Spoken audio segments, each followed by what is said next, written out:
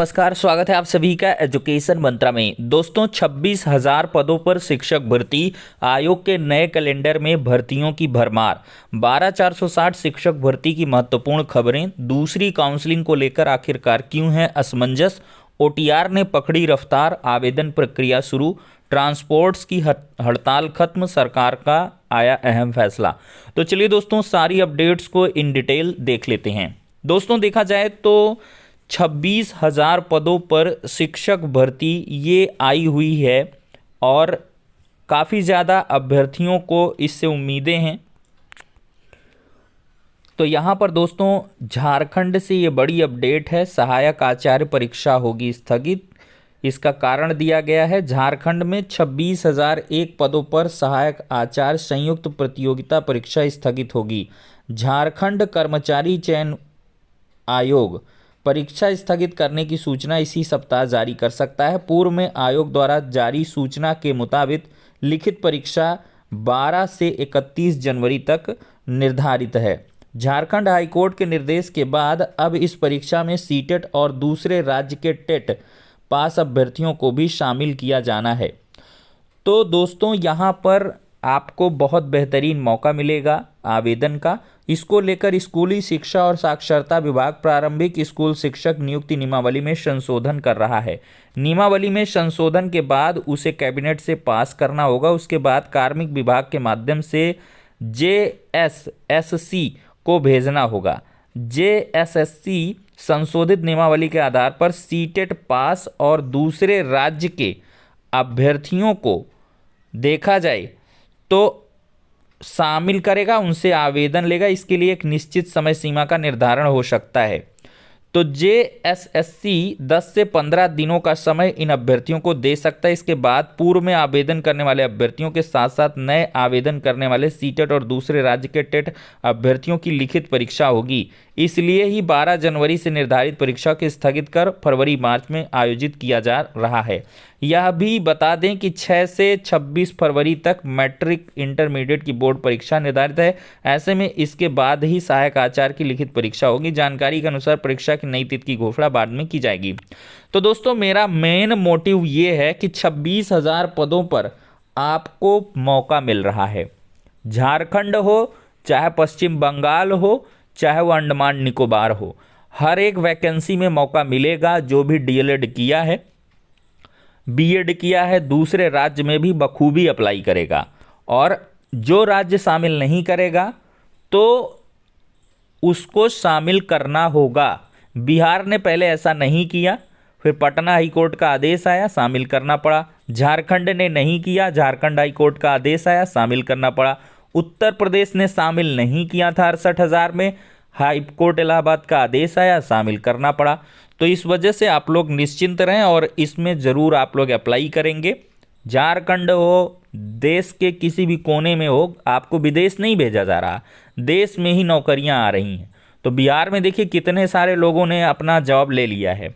तो आप लोग एक समझ लीजिए कि प्रदेश को लेकर ना बैठें, स्पेशली उत्तर प्रदेश वाले। और दोस्तों देखा जाए तो आयोग के नए कैलेंडर में होगी भर्तियों की भरमार।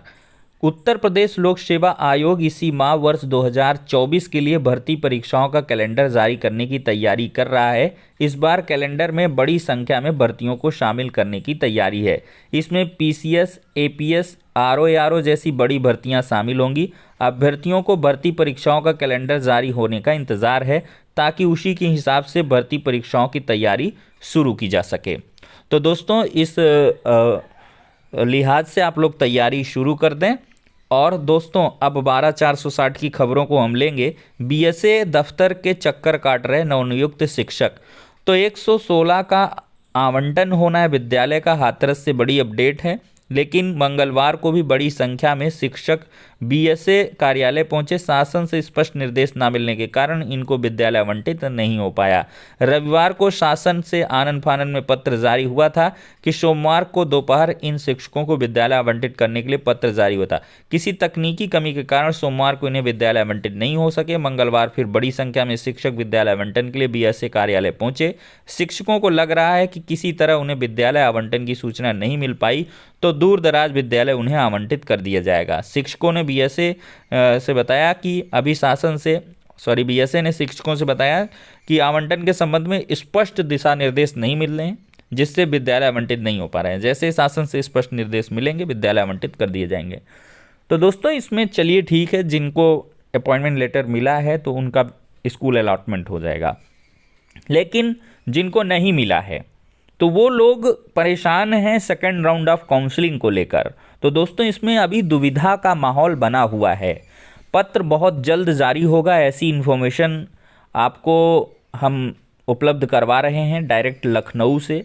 जो भी वहाँ पर संघर्ष के साथी हैं उनसे बातचीत के क्रम में यही चीज़ें निकल के आई हैं कि अभी सचिव साहब थोड़ा सा फाइनल देखा जाए तो नहीं कर पा रहे हैं कि किस प्रकार से होगा, लेकिन इसमें जो है बहुत बड़ा मतभेद इसी को लेकर है कि ओपन टू ऑल हो या उसी ज़िले में मेरिट डाउन करके मौका मिले। 2 फाड़ में अभ्यर्थी भी बटे हुए हैं। अब देखते हैं सचिव साहब इसमें क्या कुछ निर्णय लेते हैं, उसी के आधार पर काम आगे बढ़ेगा। और मैं भी यहाँ पर 8 जनवरी की जो सुनवाई है उसका भी वेट कर लिया जाए। तो आप लोग थोड़ा सा धैर्य बना कर रखें। पहली काउंसलिंग वालों का तो बड़ा जल्द काम हो जाएगा, लेकिन जो बच गए हैं उनको थोड़ा सा इंतज़ार करना पड़ेगा। जो जैसी अपडेट आपको हम प्रोवाइड करते रहेंगे, जैसे ही हमें मिलती रहेंगी। और दोस्तों ट्रांसपोर्टरों की हड़ताल खत्म हो चुकी है, सरकार तत्काल लागू नहीं करेगी नया कानून। अखिल भारतीय परिवहन कांग्रेस व सरकार की ड्राइवरों से काम पर लौटने की अपील हो चुकी है। तो बैठक में दोनों पक्षों की दलीलें सुनी गई हैं और कानून में इस सख्ती का विरोध किया जा रहा था। कुछ अभी नियम में बदलाव हुआ था, तो जो किल्लत थी पेट्रोल डीजल की वो बहुत जल्द खत्म हो जाएगी। आज से ही सब काम सुचारू रूप से शुरू हो सकता है। दोस्तों 20 लाख पहुंच सकती है ओटीआर की संख्या। पीसीएस 24 का विज्ञापन जारी होने और ऑनलाइन आवेदन की प्रक्रिया शुरू होने के बाद ओटीआर की संख्या तेजी से बढ़ने लगी है। उत्तर प्रदेश लोक सेवा आयोग की वेबसाइट पर में ओटीआर की यह संख्या आने वाले दिनों में 20 लाख तक पहुंच सकती है। यूपीपीएससी ने अपनी परीक्षाओं में शामिल होने के लिए ओटीआर अनिवार्य कर दिया है। ओटीआर नंबर प्राप्त करने के बाद ही अभ्यर्थी आवेदन की प्रक्रिया पूरी कर सकते हैं। बिना ओटीआर के आवेदन स्वीकृत नहीं होंगे। सोमवार की शाम तक देखा जाए दोस्तों तो 16,161 अभ्यर्थियों को ओटीआर नंबर प्राप्त हो चुके थे। मंगलवार शाम तक 16 लाख देखा जाए तो 6,555 अभ्यर्थियों को ओटीआर नंबर मिल गए थे। एक दिन में 6,394 नए अभ्यर्थियों ने पंजीकरण कराया है। तो इसका निचोड़ यही है कि आप लोग जो है ओटीआर कर लें और इसके बाद ही आप लोग आवेदन कर पाएंगे। पीसीएस का विज्ञापन जारी होने के बाद एक दिन में 6,000 से अधिक पंजीकरण हो रहे हैं। तो ठीक है दोस्तों, ये हो गया कुछ इन्फॉर्मेटिव वीडियो। और जो खबरें होंगी उनके साथ हम आपके समक्ष आएंगे। तब तक के लिए शुक्रिया, धन्यवाद।